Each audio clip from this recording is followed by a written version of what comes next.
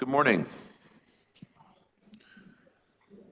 Good morning, everyone. I'm Nick McCrae, Chair of the TCHC Board's Building, Investment, Finance, and Audit Committee. Welcome to the public session of today's committee meeting.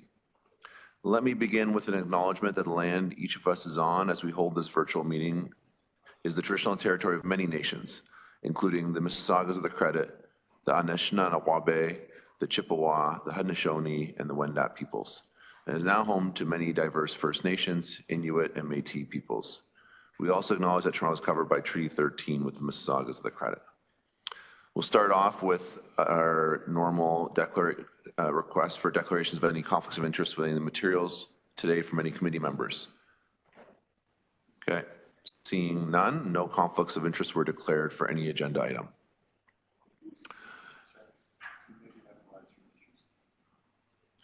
We are going to temporarily pause for technical reasons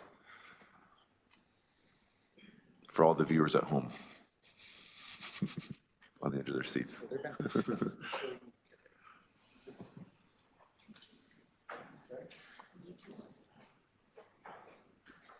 Should we start?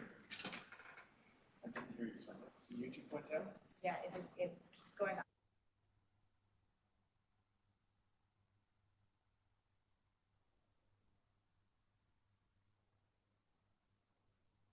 And we'll pause. Yeah, we'll fix it. I understand we're having some technical difficulties with the streaming, so apologies to those watching online. We will continue now with approval of the public agenda items. Item 6 is held as there is a presentation as well as a deputation. And item 8C will also be held as there's a deputation. Other items to held by committee members.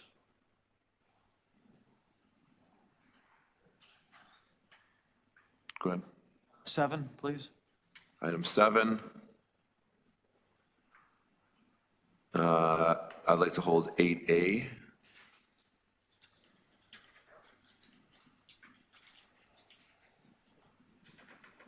I'd like to hold 9.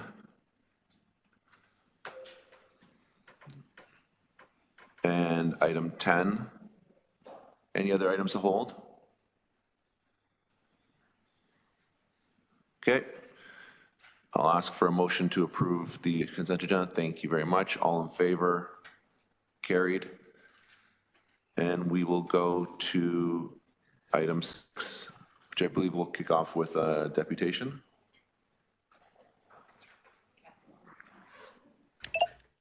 Ms. Wilkinson, can you hear us? Yes, good morning. Can you hear me? Yep. Fabulous. Okay, so first of all, I want to thank staff for this really important update on social procurement. And while BIFAC has oversight of procurement, at the very heart of this report is our tenants. And this is great news for them. It is also one of those reports that should have been shared with the Tenant Services Committee so that our tenants who follow that committee have an opportunity to learn directly more about what steps Toronto Community Housing is taking to break the cycle of poverty in our communities. As Tenant Services Committee is responsible for tenant engagement, healthy communities, and social investment, I'm asking BIFAC to consider referring this report to the Tenant Services Committee, giving tenants an opportunity to depute, and after which time it could then be shared with the board. Thank you for your consideration.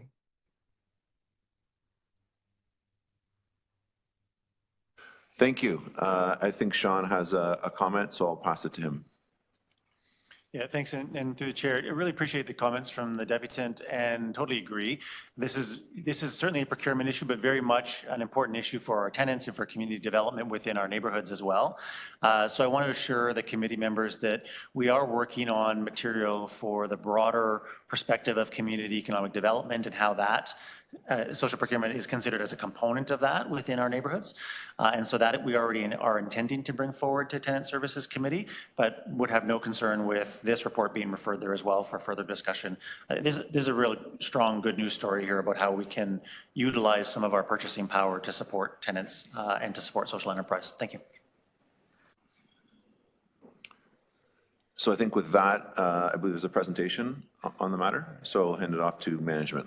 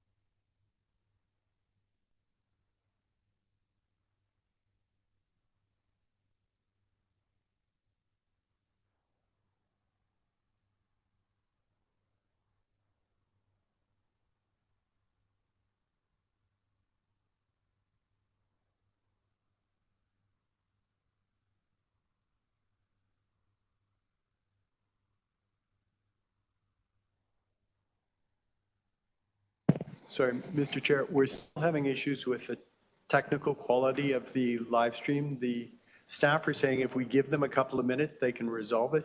Do we want to take a pause now to give them a chance to resolve it so we're not dealing with this through the meeting?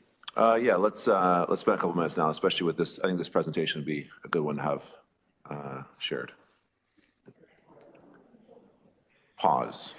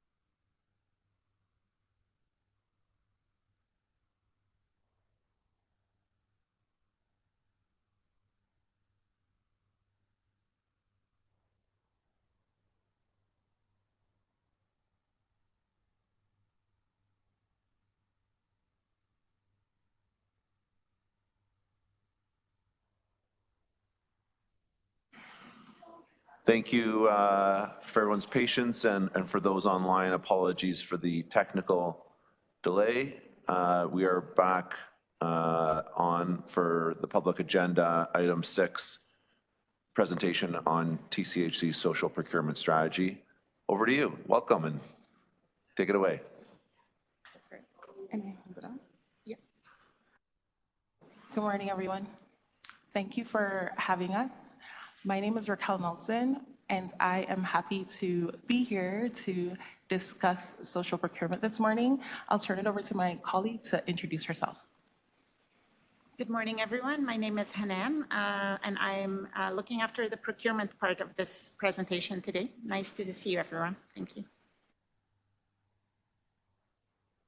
So in my role at Toronto Community Housing, I work with a team that oversees community economic development. And community economic development at TCHC it's all the activities, programs, initiatives. It's our strategy that connects tenants to employment opportunities. And some of those programs we are doing directly. So we're delivering those programs directly. So we might connect, for example, young people to mentorship opportunities, or we offer a training program for tenants. In 2024, for example, we directly hired 180 tenants. I'm looking at the screen back there and I don't see what I'm seeing on my screen, so I'm not sure if that's what everyone else is seeing. I just want to make sure we're following. You're seeing that? Iman, I need you, sorry. Just give me 1 second. I just want to make sure that you guys are seeing what I'm seeing.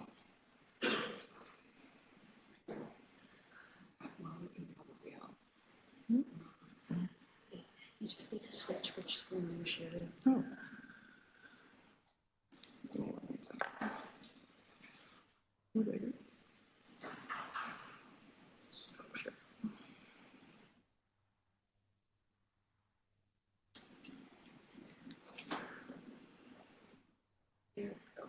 So delete start.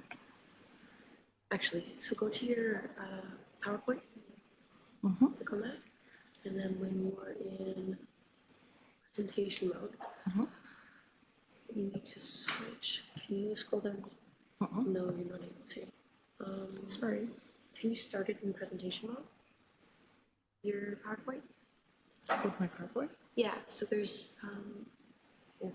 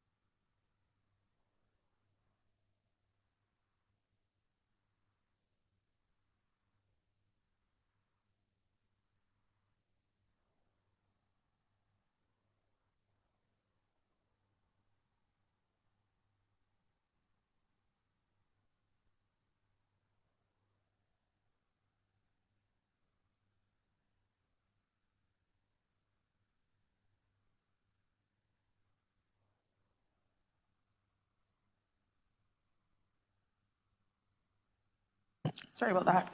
Thank you, everyone. Okay, so Community Economic Development at TCHC is all of the programs and activities or strategies that we implement to connect tenants to economic opportunities. So for example, we might directly implement a training program for tenants or a mentorship program for young people. In 2024, you'll see that we connected 180 tenants to employment opportunities, and we also awarded about $1 million in contracts, in procurement contracts to social enterprise businesses. If you click to the next slide, you'll see, so whereas I was just talking about some of the things that we directly do when we're not directly implementing our own CED programs, we might work with partners to leverage their the resources to also support tenants in connecting them to employment opportunities. So here you'll see vendors and how they contribute to economic development at TCHC. A couple vendors, for example, they contributed to funds to our scholarship program. And in 2024, again, vendors and our developer, including our developer partners, also hired about 190 tenants. I'm happy to answer questions about some of the quantitative results or the metrics that we track at TCHC and pay close attention to in terms of CED after our presentation. But essentially, we feel that we can do more. We think that we can have deeper impact, and the reason for our discussion on social procurement today. So if you click to the next slide, just really quickly, social procurement is procurement. At TCHC, what we're our social procurement focuses intentionally on supporting tenants and tenant entrepreneurs. So for example, you might hear elsewhere, you might hear about inclusive procurement, you might hear diversifying our supply chains and things like that. At TCHC, that diverse group that we're intentionally and focused on is tenants. So fundamentally, how do we increase opportunities for tenants in our tenant groups? If you skip 2 slides, yeah, I'll just skip this one. That one just talks about all the research that we did to inform our strategy. This slide, it gives you a sense of our focus areas. So we focus, we're in our social procurement strategy, we're focused on increasing sourcing from social procurement vendors. And when you hear me say social procurement vendors here, or you'll hear us say that in the future, social procurement vendors are social enterprise businesses or tenant-owned businesses. So we want to increase sourcing from those particular vendors. We want to also build up our workforce development opportunities. So consider there are vendors or developer partners who need to employ people, and we have tenants who are seeking jobs. So a lot of our focus will be on matching tenant job seekers with developers, for example, who are seeking employers. We're doing other things like increasing equity through our social procurement strategy. We are creating a pathway for all vendors to contribute to social procurement. And ultimately, we're also focusing a lot on having the appropriate governance and oversight in our social procurement strategy. This slide shows an example of it highlights 2 social procurement vendors that we work with. So one is a tenant-owned moving company that we worked closely with during the Swansea Mews emergency relocations in 2022. And the other highlights Building Up, who's a social enterprise business, and Building Up works with our FM team. So this is highlighting a contract they were awarded in 2023 through our FM team. Both these vendors we've been able to work with because they secured procurement contracts through our procurement procedures. Sometimes people ask about quality, they ask about governance, or like, will the quality be the same working with social procurement vendors? Will it cost more to work with social enterprise businesses? So what we did, we have the mechanisms in our procurement system to do, so what we did here anyways, we did a vendor bid analysis. So we looked at a few of our social procurement vendors, and we compared them with other vendors with a similar scope, looking at how their pricing compared to for example, how their pricing compared against to other vendors with a similar scope. And we found that they were competitive. On the quality side, we also have the mechanism to assess how vendors are faring. So we can do inspections, we are able to talk with staff, get feedback from staff, and get feedback from tenants on the quality of work that all vendors are doing in here, social procurement vendors. So, and we did an assessment recently on a few of our social procurement vendors, and again, no concerns there, which is also, it's a good thing. I think that it's not to say that we haven't had issues in the past. So a long time ago, when we just started doing this sort of work, let's say in 2013, there were challenges that were identified.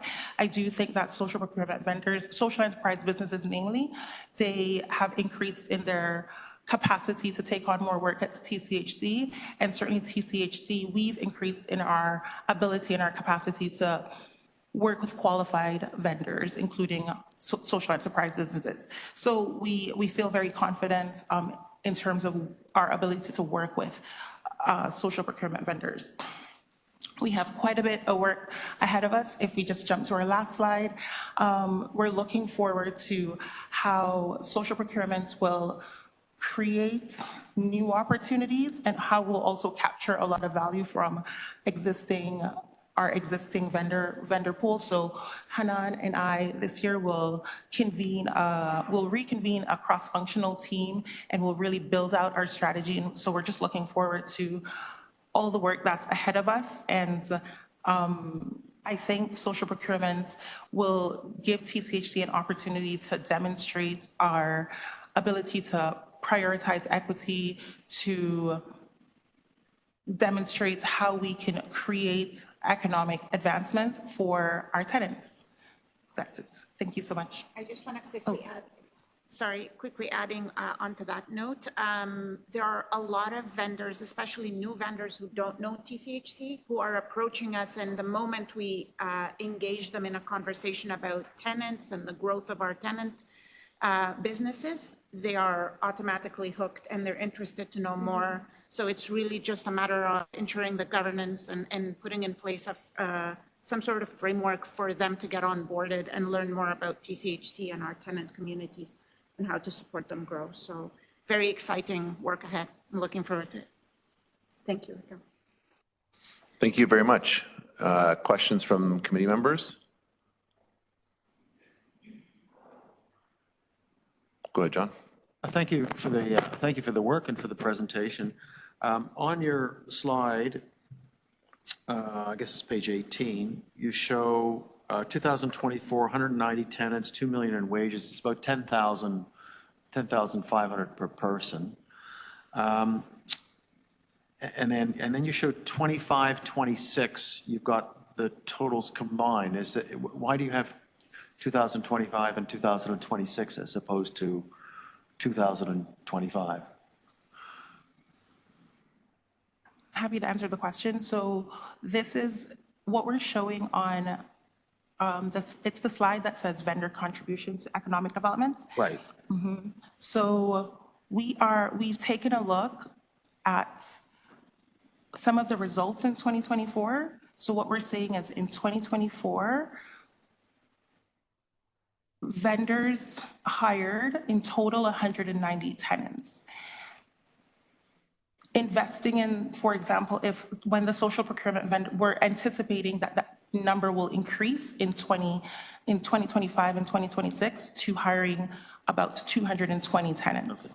And so do you aim to target any particular demographic, like, young people under 30, or is there a target group? I like this question.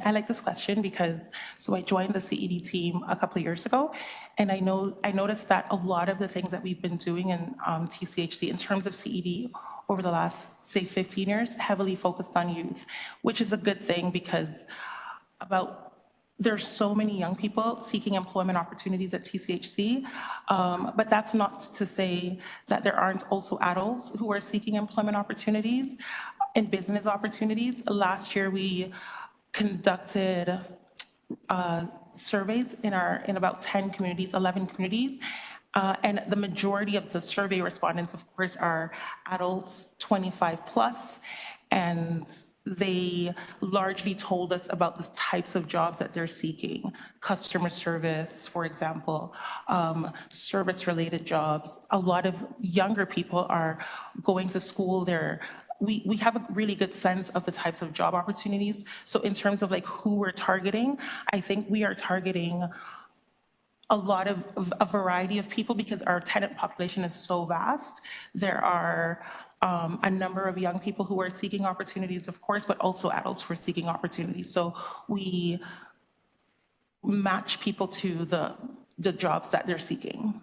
And so of the tenants that you cite as being employed, 190 Yes. tenants last year and Yes. hopefully around 220 this year, are these people with their own businesses? Are they creating their own businesses? Are they maybe teams of 2 and 3, or what's kind of the profile of this group? So staying on the same slide, there you'll see 3 different focus areas. So employment. So in terms of employment, these are just people that are employed. And all the 190, and that's a really good question, all the jobs that you see here, all the jobs that are, most of the jobs, I would say 90% of the jobs are in trades and construction because they were trained and hired by social enterprise business. So Building Up, for example, hired, I'm trying to remember exactly, about 50 people in this number. Our developer in the 3 Byte sites, about another 100. And then one of our vendors, Brook Restoration, they ran a pre-apprentice training program, and then some of those young people got employment opportunities, full-time employment opportunities after that. But if you look at the 3rd row, you'll see that social enterprise and tenant businesses. So this is now, I own a tenant business, I have a cleaning company, I'm a tenant caterer, or I have a moving company, and the numbers that you're seeing here is reflected in that. Good. Okay, thank you. Thank you. I could ask more questions, but I know I want to take up the committee's No, time. no problem. Thank you. Thank you. Go ahead. Through the chair, thanks. Wonderful presentation and very, very exciting to see that this work's coming through the corporation as a part of an overall DEI and ESG strategy. It's walking the talk, so that's super exciting. The questions that I had were around the vetting process for the social enterprises and just to make sure that, you know, as a public organization, we're being as fair and transparent as possible. Are you able to speak to that, how we onboard the social enterprises? We're going to develop a framework that's in line with the procurement policy. So the procurement policy is also targeted to come to BIFAC/board Q2 with some developments and possible enhancements. We'll capture the social procurement framework in there. And so we need to be in line for sure, as you pointed out very well, you know, it's a public sector organization. We need to remain in check with all governance aspects, but at the same time allow for certain flexibility under the trade treaties, which permits for social enterprises to have specific aspects of work given to them or supported to them. So yeah, we're looking at all these avenues for sure. I mean, that's holistically, we're going to get into the details and hopefully come back later on with those to you. Thank you. I just add, in addition to that, so everything you see on the presentation here, we're proposing to do all of this with the existing protocols and capabilities that we have in place. There may be room for us to come back to the board for some special dispensation around how we go about this in the future as we continue to build out the strategy. But the reality is we have a lot of these tools available to us right now.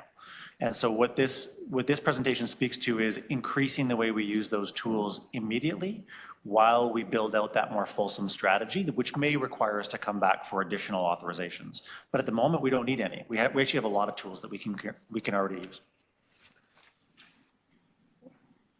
What would you say is the biggest barrier to increasing the strategy? To build out our framework, we actually did an exercise where we listed all the sort of problems and opportunities that we foresee.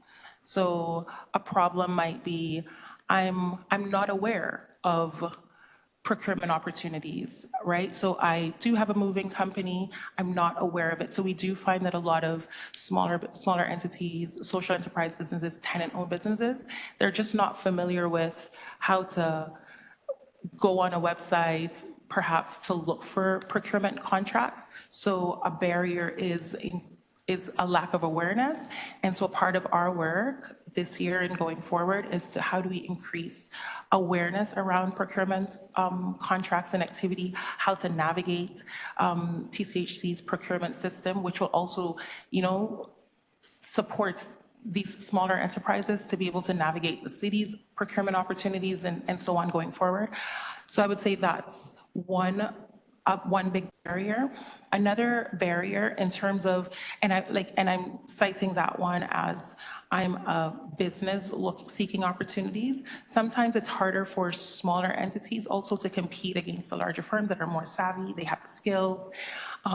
So a part of our work will also include partnering with businesses that have expertise in training folks to build up their business. I think another barrier that smaller entities and social enterprise entities might have is, again, like I'm a really good painter, but I don't necessarily have the back-end office support. So these are the kinds of things that we'll be working on with smaller entities in the coming years in terms of building up their sort of business acumen and their business savvy.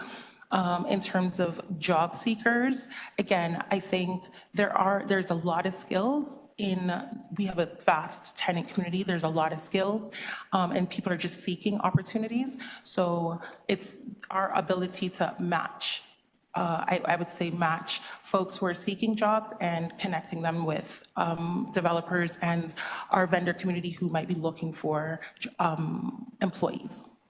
Great, no, thank you, that's helpful, and it does sort of, I think you said it right at the beginning, like social procurement strategy, like in my mind, like we should be calling it the procurement strategy, right? Like it's sort of the future of sustainability, and it's like you don't have a separate strategy, just part of your business practices. And you know, I thought it was interesting, one of the barriers you said is awareness. And as we try and build out our vendor list across all of our procurement to get more competitive bids and have more visibility, higher awareness of our opportunities, I think, is just a valuable thing to be doing across the board. So sort of nice that sort of dovetails nicely into this part of the strategy as well. Any other questions or comments for the presenters? Through the chair, may I just ask one quick comment for everyone? If you do know of a vendor that's interested. That's a nice plug. Very good. Good sales pitch, but please send them over. Absolutely. I believe we're receiving this report. Can I have a motion to receive, please? Thank you very much. All in favor? Thank you. Carried. Thank you very much. Our next held item is 7. Who held this? Did I hold this? I held it, Mr. Chair. Okay, John did. Perfect. Right. Would you like management to present, or do you have a question? Questions? Okay, go ahead. So I gather that we went through the process of expressions of interest, and we couldn't come up with a real starting point. So now we're going to go on a block by block basis. Are you going to go back to the same companies and go through the same exercise on a block on that basis? Through the chair, it's a great question. I've got Christina Raviali, Senior Development Director with me, as well as Holly Carey-Madimo, Senior Development Manager. So they might join in and add to my answer on this one. That's potentially very likely. What we did confirm through the RFEOI was that some groups had interest in only one block, some groups had interest in all blocks. The varying responses and the levels of interest doesn't preclude any one of those to be considered in the future as we move forward. But what we did know is that there was no certainty provided in any one option. And for this project to continue to move forward, we wanted to focus on shovel-ready projects and ensuring that the projects were funding ready as well, which means taking them through the next stage of design. And so why was there such a divergence of unit counts? One company came in at 664 and another came in at 1593. That's a why, and on the site there were fewer than 400 to begin with. So why is there such a divergence there? Is it the way that we framed it, or were we not specific enough, or? So through the chair, I'm actually going to pass this one to Christina to provide a bit of detail on the scope of the individual responses and the unit counts.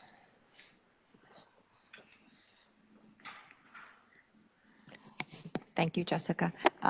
Through the chair, so that was part of the attachment that we discussed earlier this morning, which outlined the different assumptions that each respondent applied to. So we provided them the framework with the unit counts and zoning bylaws requirements. Sorry, And then, sorry, you said we provided them with the, with so the in the RFEOI document, we provided them with the existing or the desired number of unit counts? we provided them with the approved rezoning counts. Oh, okay, so the approved rezoning, and what did that number go up to? So what was the highest number for the rezone, the approved rezoning?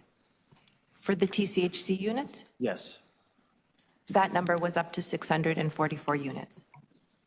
Okay, and what was the total number of approved units? So I guess let me. So maybe, let me just interject. I guess, so one thing we should be careful about is talking about specific proponents. And I'm not mentioning any companies, but I'm trying to understand why some companies came in at under 700 and other companies came in at just under 1,600. So Were they bidding on the same thing or?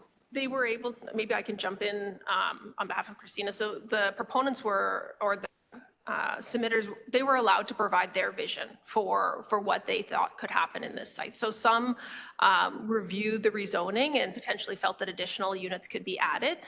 Some reviewed the material and felt that in the current climate that smaller buildings might be more appropriate. So they responded directly to what their vision would be in response to what our rezoning was. And that's why there's a gap between, I think there was approximately 1,000 units total that were approved through the rezoning process on this property.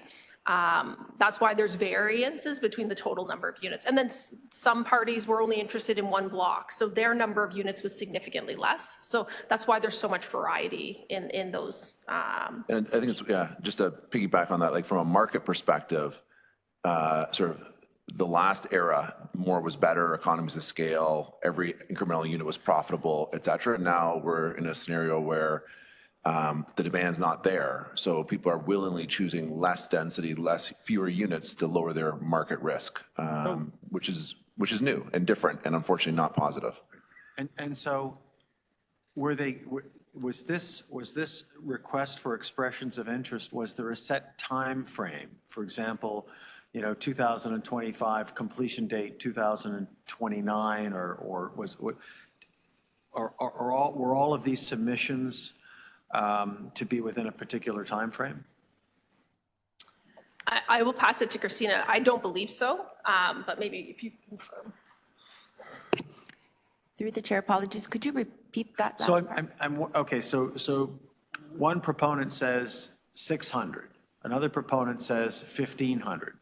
Is the proponent saying 600, okay, we can do 600, by the end of 2027, and then is the other proponent who's saying 1,500 saying we can do 1,500 by the end of 2029, for example, in a phased approach? So I'm wondering, I mean, it seems to me that they're not bids, but these expressions of interest, were they over a wide range of time periods?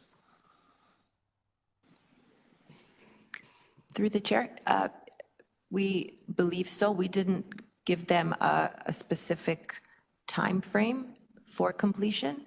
So had we given them a specific time frame, and said, what can you do on this site between now and, I don't know how long a project takes, I'm not in that business. What can you realistically do between now and the end of 2028? Maybe we would have had bids that were, more realistic bids or similar bids that it might have been easier to make a determination. So, And I recognize the market is soft, but my understanding is that the market will always be good for affordable units. yeah, through the chair, I was going to make that exact point. So in the submissions, there is a mix of not-for-profit and developer submissions.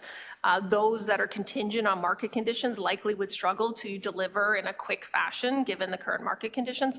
Those that were contingent on funding and financing would be contingent on those programs being in place at the provincial, federal, and municipal levels. But in the current climate, they are the more likely projects to go forward in a faster manner. Yeah. The more likely. The more likely. Affordable. the affordable rental or rental projects. Right. And I'm saying that as a, Yeah.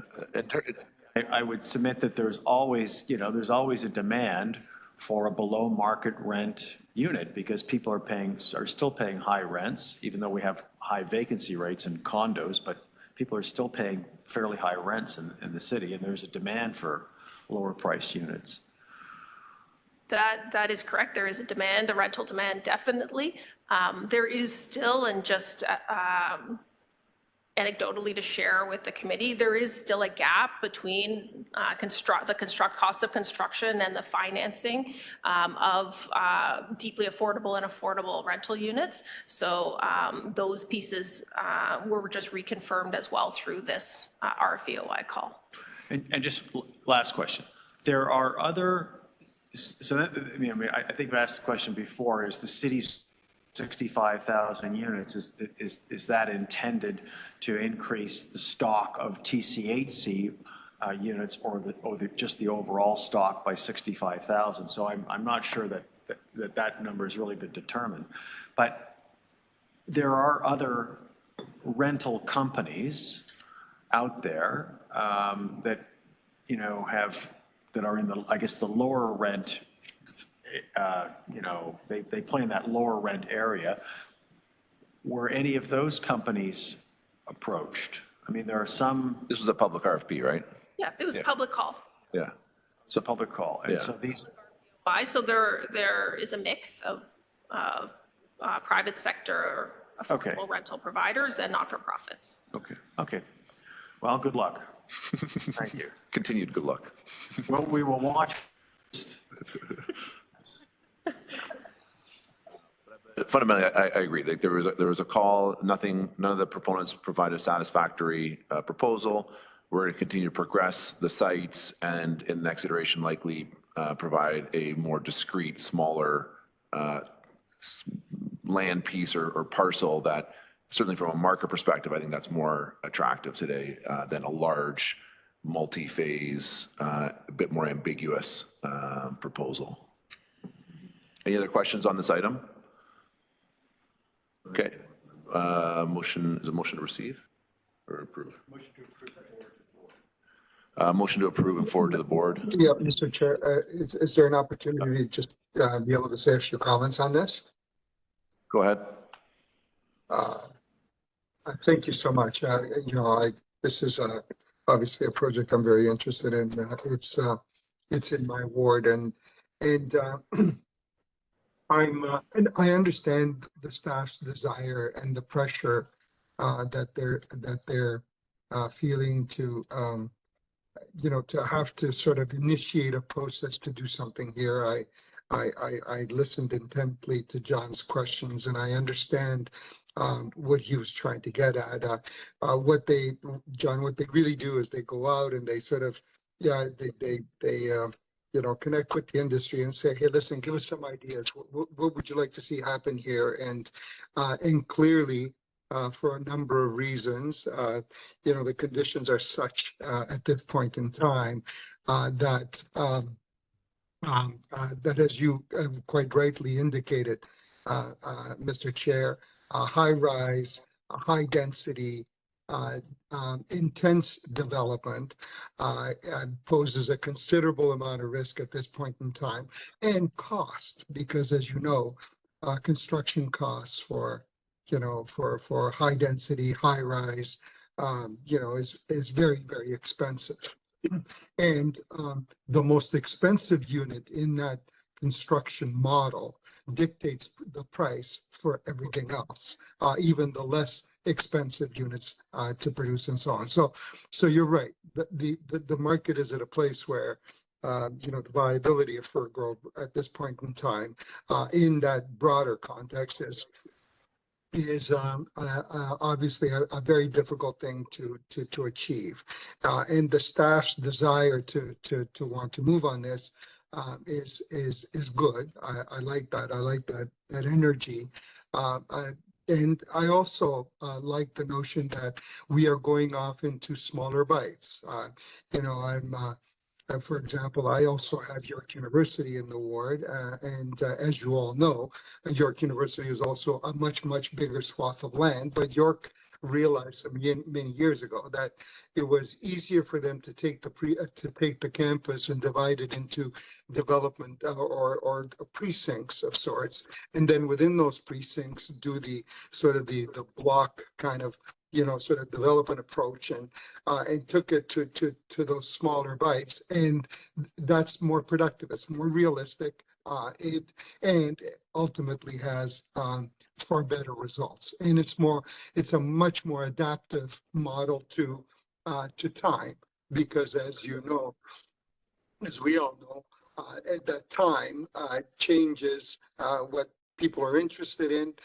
Time changes the products that the market is selling at any given time. You mentioned earlier, for example, now where we are in terms of what the industry's desire to take on as a risk component of what they're able to do. So that's so we all know that changes over time. We all know that 5 years, 10 years is an extremely while short in construction terms for these projects, a long period in terms of changing markets, changing attitudes, changing costs as well. So going to the smaller units is very wise. The other caution that I would say is, with what we are contemplating today in terms of going out and trying to procure the just the work connected to the design of the roads and the infrastructure for the site, is that again we would take it down to smaller units, and more doable units. So if it's block D that we are going to be focusing in on, and that sort of that corner of Fir Grove and Jane Street, and that's where we're going to say, you know what, this for us is a priority because of the housing types and so on. And B, we believe that this is the one that might generate the most interest and the earliest interest going forward. That's fine, but then we should try to limit it to that, so that as we go forward, that we are not locked in to a particular grid fixed. I understand that we have an approved development and there's an approved zoning. I also understand that we often change those things. I point to another site in my ward, for example, at Fountainhead and Finch, not far from this site. For example, some years ago, 10 years ago, 12 years ago, a developer came in and had a whole infill housing project, which we approved with the road grid and all of those things. Obviously, none of those roads got built out. That didn't get done. Regrettably, some trees did get down, a considerable number of trees got cut down, but then the site sold and a new person came in and has proposed a completely different thing that makes more sense for them at this point in time than what the former owner was anticipating 10 years ago, and where he was anticipating the market to be 10 years ago in terms of the products that he wanted to put on site. So it's completely changed. Fountainhead, you can go and look it up. It's fairly recent, and you'll see that happened there. So again, I would same caution here. While we want to go out and spend this money on doing this comprehensive design work and so on, what I would caution our staff to do is to sort of whittle that down. Focus in on the block that you want that we think we can do ASAP, so that there is no delay going forward. Focus on that. And then, and as that comes online, there's ample time to then expand on that with the development of the next block and the next block and the next block and so on. And we go at it in that incremental way. I think that it's financially more prudent. I think it's developmentally more realistic. And at the end of the day, we will be in exactly the same place, probably in a better place, because we will have, we won't have spent monies where we will go in and then overlay and spend more monies to alter that work, because now, we want to do it a little different, or doing it a little different makes far more sense at that time. So that's the caution that I would provide here, and thank the staff for seeing this site as a priority and moving it forward. Thank you. Thank you for the comments. With that, I'll ask for a motion to approve and forward to the board for information. Thank you.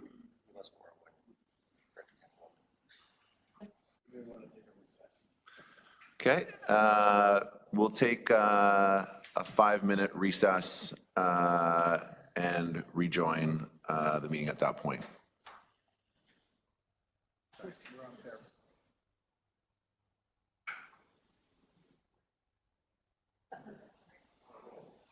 They still call this a motion.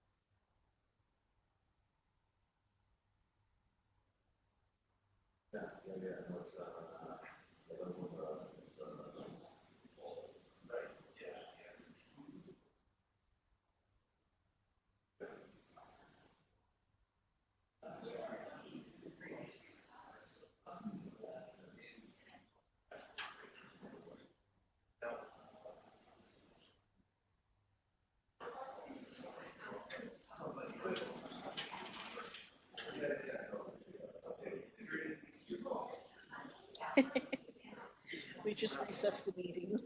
What? We recessed the meeting. How come? Because we had no quorum. Want me to answer a couple of your questions for you about the gap in the 600 stack? Okay, I think we're able to resume now, so we'll rejoin the public session. What? Well, we have And I believe we left off with a motion to approve and forward the Fir Grove revitalization update to the board. Motion, thank you. All in favor? Carried. We'll move on to item 8A, which I held. And really my question there is, this is a reconciliation of millions of dollars of work and numerous jobs. And I guess what caught my eye, is Daisy here or no? I think she just stepped out. All right. No problem. I'll make my question long-winded. No. And then repeat it. Okay.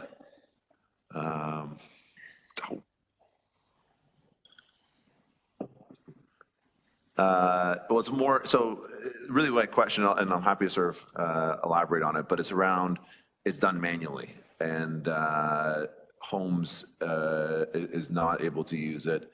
So just for the benefit of everyone, this is a reconciliation of preventative maintenance, demand repair, et cetera, and it's still done manually. And so I'm questioning whether this is on the agenda for homes. Is this feasible? It just strikes me as must be hugely unproductive and inefficient, and actually, frankly, prone for error as it relates to sort of human error versus having it automated. Is there any sort of feedback or guidance on that as it relates to homes being an automated way of reconciling work done? Through the chair, there is a working group being set up with IT and finance and FM. Believe me, we want it to be automated as well. It's a painful exercise for staff. Do you have this is a bit off the cuff, but do you have an estimate of how many hours is spent on this exercise?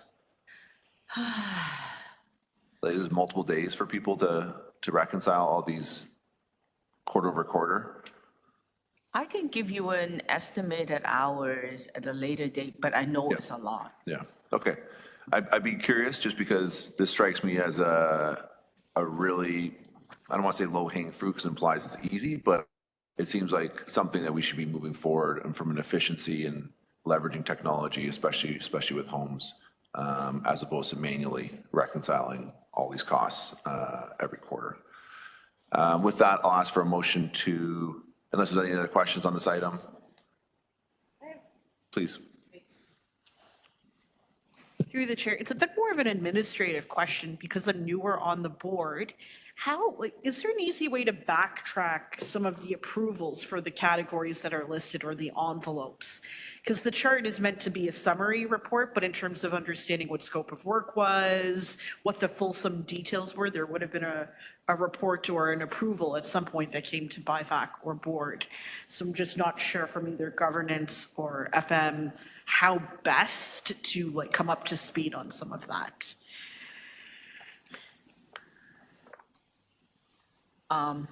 Through the chair, I think I understand your question. Do you mean the reconciliation or the allocation?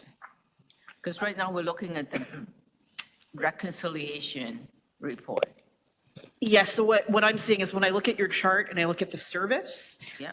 the actual details that corresponded to the approval of the services for that bucket, which would be like the rest of the row is tying back to what BIFAC would have approved or the board would have approved. It's just, even on our board portal, it's not super easy to, let's say, query, chiller. I'm not going to know what year. I mean, I can guess based on the service dates that are here, but I'm just trying to find a way to connect the dots there. If I may. So they're all authorized through our vendor awards process. And the other challenge we're going to have with that is they're actually authorized with different authority levels. So sometimes it's a BIFAC approval, sometimes it's a management approval, depending upon the outlay. So I don't know of anywhere where there's an easy cross-reference that's available to board members. But we could certainly follow up on any that you're concerned about. So if you have questions about them, we have a clear tracking of where all of those VACs are awarded, under what authority and at what time to what vendor. So we can provide you with more information about any one of them, but I don't believe there's any readily available sort of cross-tracking where we can simply say, here's all of them, for example. Right. So for example, like a hyperlink to say, hey, this is the procurement approval and what the scope of work is concerning, that would go across. But yeah, that could be. So you're suggesting that be included as we continue to report out on these, so that you can backtrack and find the original approvals. It would make life easier if you're starting to wonder or having trouble remembering, hey, 5 years ago, what did we approve? Yeah, okay. We can look at whether that's possible. Yeah. Thank you. With that, can I have a motion to receive for information? Thank you. All in favor? Carried. I believe next is 8C, where we have a deputation. Deputation? 8C? Yeah. Good morning. Yes. And welcome back. Oh, thank you, Chair McRae. Thank you. Yeah, so I do have some comments on this vendor award for grounds daily litter pickup services. Just last month, as BIFAC is aware, the board approved a $72 million contract for grounds maintenance and snow clearing. That award indicated that basic services included fall and spring cleanup services, including litter control, municipal waste handling, and snow clearing, etc. The award before you today for approval is a newly created service for daily grounds litter pickup. So I have a couple of concerns. You know, the litter control is no longer required by the vendors performing, you know, weekly grounds maintenance throughout the year, nor snow clearing in the winter, despite the fact it was included in the contracts they were awarded in February. Superintendent's responsibility includes a property walk around daily to identify any issues arising, pick up litter, keeping the sites tidy, and of course, you know, complying with bylaw. The proposed award for daily litter pickup on selected sites only. This means that some superintendents will still be required to walk around on a daily basis and pick up litter. So it's not clear whether Toronto Community Housing spoke with its labor partners regarding this change in their duties, which could lead to grievances. I'm pleased to see the RFP was tendered separately to provide an opportunity for social enterprise organizations to compete. So this also raises a couple of questions. Did any social enterprises actually submit an application? And if not, do we know why not?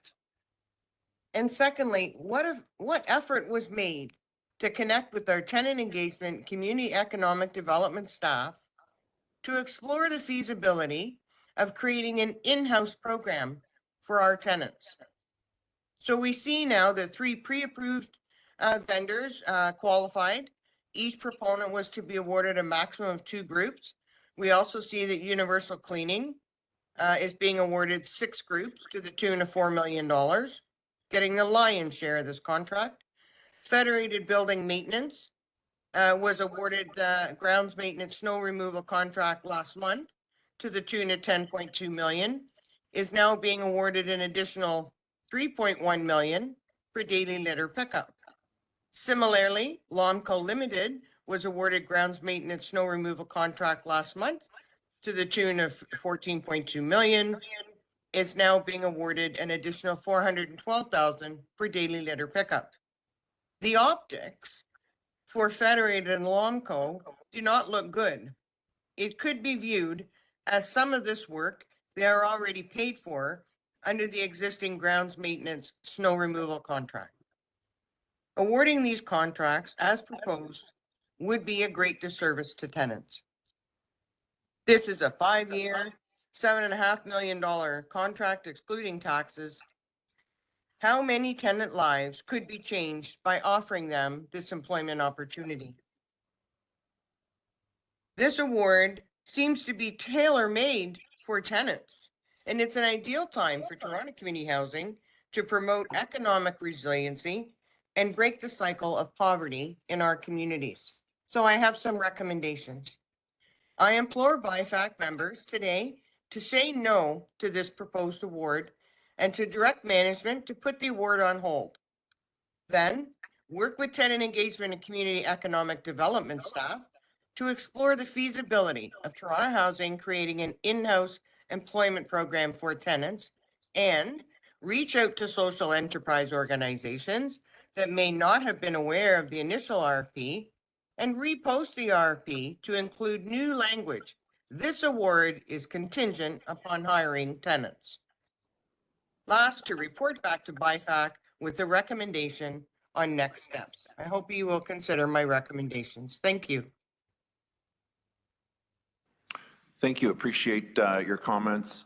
I think in there was a question on the overlap of the elements of the contract with a previous contract. I'm not sure if FM or others can speak to that in terms of just delineation between the contracts.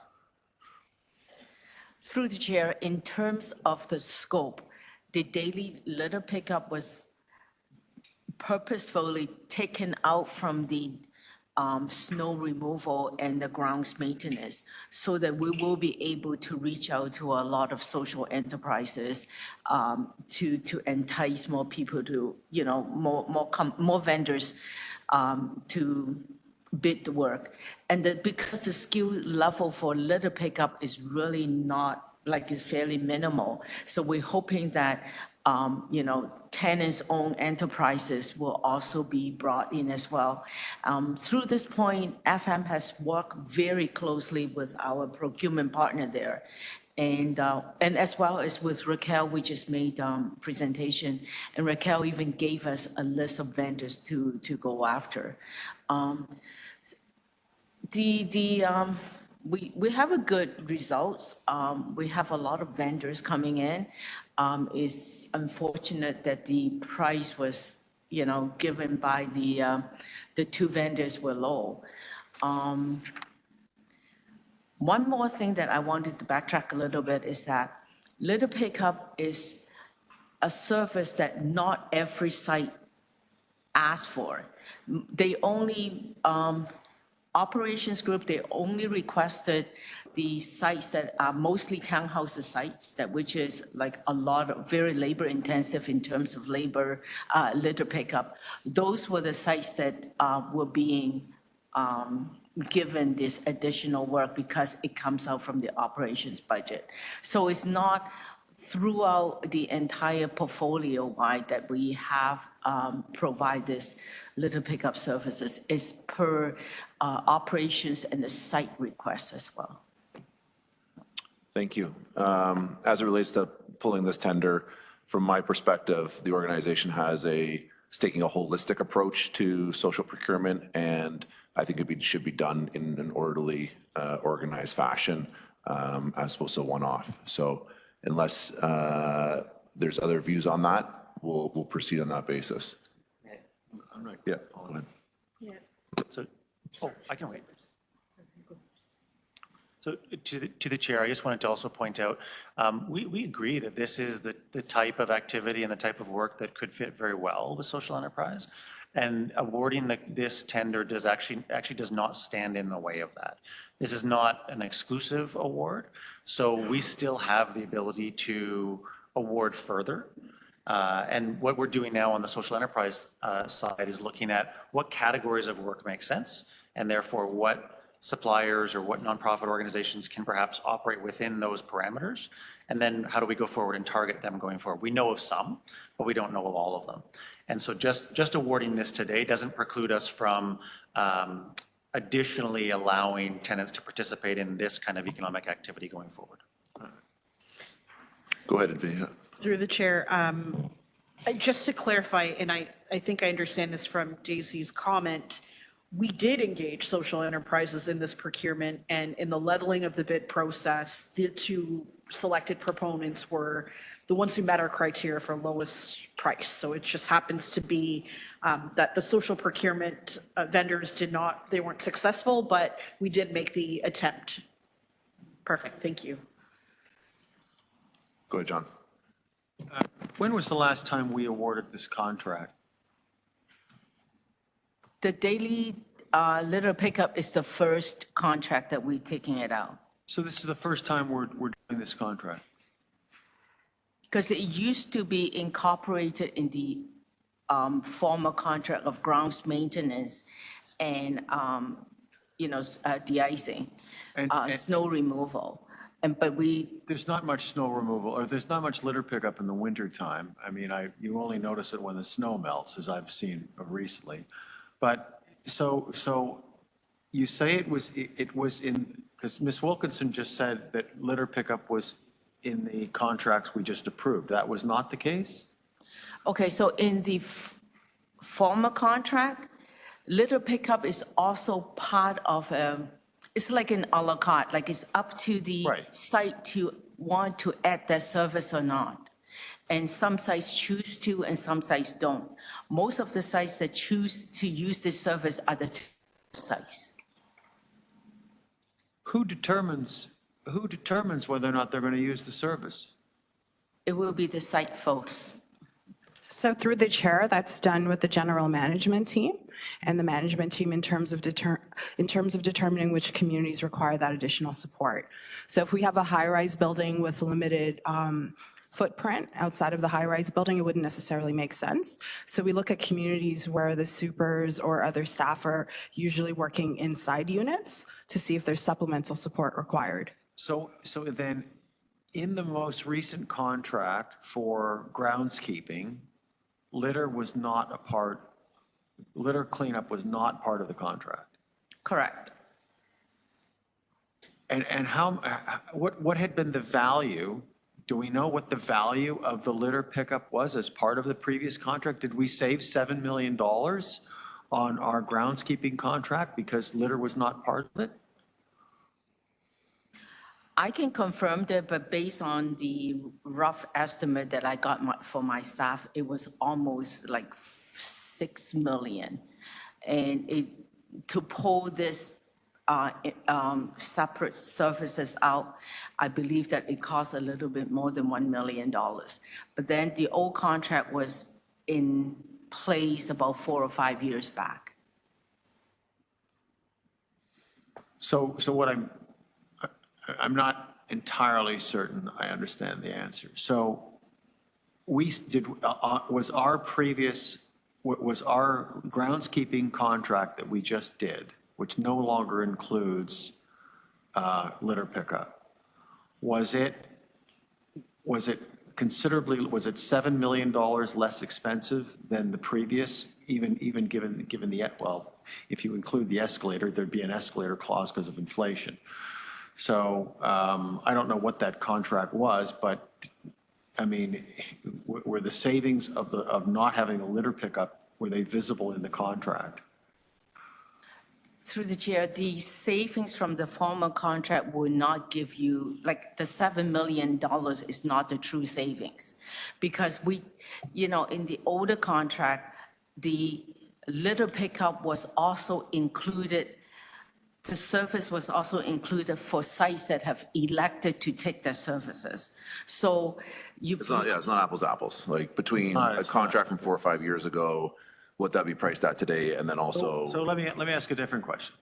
So if we didn't do an RFP for this contract, what else would we have done? If we weren't contracting out these services, because I don't know the degree of litter. I don't know if it's $7 million of litter that needs to be picked up in the next few years. But if we were not to do this, what would be the alternative? Anybody can answer that. So through the chair. Not pick up the litter? So I was going to answer it that way. So through the chair, I do think if we were not to do this, we'd have to explore a resource implication on the operations side, and there would need to be an increase in staff to support that work. Right.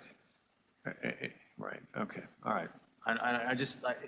I don't know why we're doing things differently than we seem to have had a situation. We seem to have had contracts in place that were working that also included litter pickup. We've decided for some reason to change that so that those grounds maintenance contracts do not include litter, and now we have to do a separate contract for this.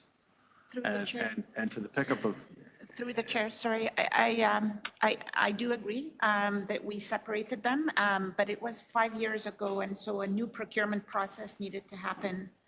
Essentially, the consideration of social procurement was implicated in that daily litter as opposed to the rest. So the separation was really intended to bring about tenant engagement, which. But this contract doesn't achieve that, does it? Well, because they didn't win right. So they participated, and I think gave them access to the opportunity. Well, I wouldn't say it didn't work if the process didn't get that specific outcome. I don't think we want to just pay more for that. I think enabling it and creating the access is a good objective as well. And the question then, it begs the question then, was it really reasonable to expect, our tenants through setting up their own companies would have covered all of these grounds off? Please. We have a huge portfolio. Are there really that many? And presumably some tenant organizations through social procurement did make bids, but certainly not enough to cover off the whole portfolio of buildings. Yeah. So through the chair, that's exactly what was intended here, right? So the old contract was carved, and then a new scope of work was identified that we did believe could attract a different scope of vendors. And it did. We actually had a more diverse set of vendors bidding on that smaller scope of work. Now, did it achieve the outcome that we wanted? Perhaps not. But I do still think it's the right strategy, and that we have to work with our vendor community to ensure that we're attracting a more diverse group going forward as well. And again, because they are scoped separately now, it doesn't preclude us from continuing to work with social enterprise organizations going forward and finding opportunities for them to actually do work within that space, which is harder to do when it's all under one contract. Right. Except that this will not be part of any overture to tenant groups, tenant companies, because this contract is now in place for a number of years. No, I'm suggesting that it still can be, because this contract is not exclusive, right? It grants us rights to work with these vendors for up to this amount of money. Okay. It doesn't grant them exclusive right to have the use of that service in that space.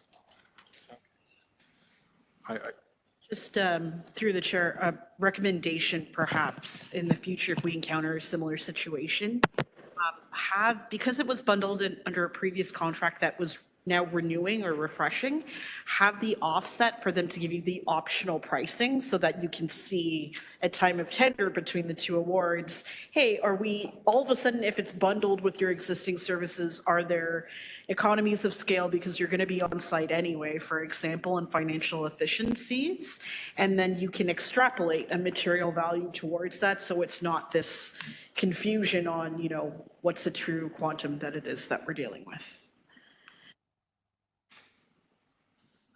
Yeah, maybe take it under advisement or for consideration. Like I do, if we know we're going to be tendering something separately, I'm not sure we want to be telling vendors to bid it with and without knowing we're not going to execute on it.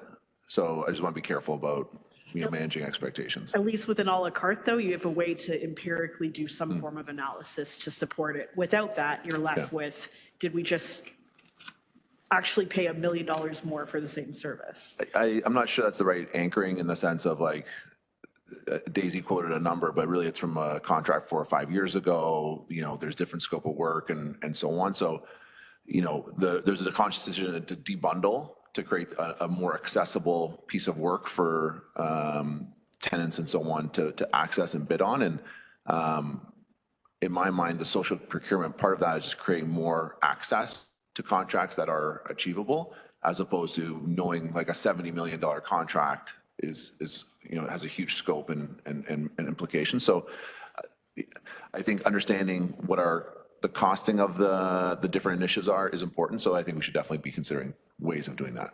So agreed. Any other comments on this item? Okay, I'll ask for a motion to approve. Thank you. All in favor? Carried. Next up, item 9. Update on audit recommendations from internal audit. Do you want, I know you provided materials, but do you want to just touch on sort of the progress made over the last quarter? So this is a report. About that. For this particular report, which is the public session update, there has not been any. Can't really hear him. On.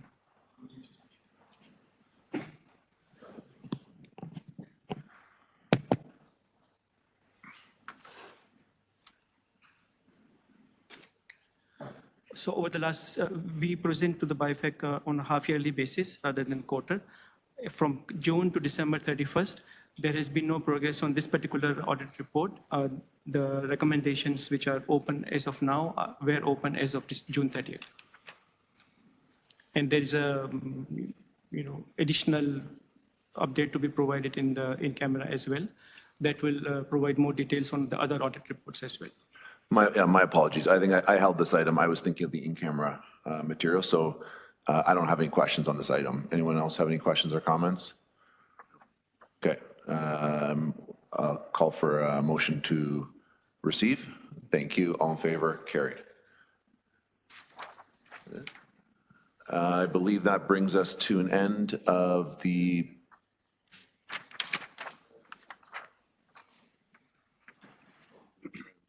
I think we did actually, now that I remember. This is the item 10, internal audit annual report for 2024. The team does really important work, and given it reports to BIFAC on a functional basis, I think it's useful to have the team present their 2024 accomplishments. So over to you to sort of give a brief overview to the materials, please. Through the chair, thanks. So internal audit report, annual report for 2024 starts with providing an overview of the governance reporting relationship. So functionally, internal audit reports to BIFAC and administratively to the Chief Financial Officer. We have provided highlights for what was accomplished in 2024. We have two teams, as we know, a corporate team and RGI audit team. Corporate audit team completed 4 projects, provided 52 recommendations. In addition to that, continuous controls monitoring project was also completed. And there were some advisory services provided by internal audit's corporate team. The RGI team primarily provides services on compliance review of RGI of tenant files. So there were 375 files reviewed over the year, and summary reports were provided to operations. In addition to that, we did do data analysis and provided our summary reports for areas that we highlighted for management's consideration and implementation. In addition to that, RGI team continued on providing services for the arrears management project, and we reviewed more than 600 accounts, 641 to be precise, which resulted in a reduction of over $500,000 worth of projects of accounts. In addition to that, internal audit continued to provide ELT with updates on the open recommendation status for the external bodies, accountability bodies such as AG's office and Ombudsman and CTC's office. Further down, we have provided the outlook for 2025. This will mainly be the execution of the audit plan for 2025, which was approved by BIFAC in the last meeting. Corporate team and RGI team both will continue to do work to add, to provide value addition and to provide recommendations for management to implement. In addition to that, we will also continue to provide to BIFAC status reporting. So we do quarterly status report on the audit plan. So there will be 4 status reports which will be provided. And there will be 2 additional reports provided to BIFAC on the status of the open audit recommendations. In addition to that, if there is any request from the BIFAC or from the board on any ad hoc reporting, we will be providing that as well. That's a quick overview. Thank you. And I'd like to say thank you for all the hard work in 2024. I personally find the reports hugely beneficial. TCHC is a very large organization with complex systems, processes, and so on, and it's very helpful to have that level of review, as well as obviously the follow-ups and obviously the RGIs as well. So thank you very much. Any questions or comments from other committee members? Hearing none, I'll ask for a motion to receive. Thank you very much. All in favor? Carried. Thank you very much, and look forward to continued good work in 2025. With that, unless there's any other business for the public session, seeing none, I'll call for a motion to adjourn the public session. Thank you, John. All in favor? Carried. Thank you.